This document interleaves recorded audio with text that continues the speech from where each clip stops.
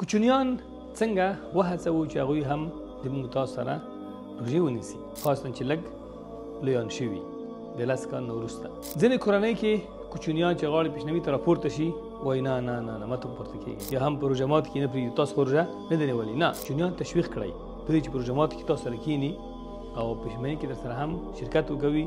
او هغه کوچنیان چې هغوی د 10 کال نه وروسته دي پرېږدي چې دوی ټریننګ شي او تدریب شي او تمرین شي، دوی هم روژې ونیسي. خو په زور ورباندې روژه مه نیسئ، ځکه ته ای پلاره او مورې د هغوی دپاره الګو یې، ته د هغوی دپاره قدوه یې. ته چې څه کوې ماشوم هم ستا په شان باندې هماغه کارونه کوي. ډېره زیاته اړینه ده چې کوچنیان ته حتی بعضې جوایز ورکړل شي.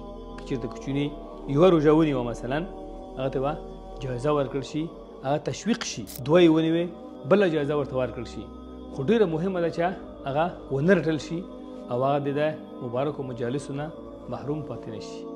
تراوو لمانځه ته مسجد ته بوول شي، هغوی هم تر څو عادت شي چې دغه مینه او دغه محبت د روژې سره، د تراوو سره، د نورو نفلي عبادتونو سره د دوی سره لوی شي.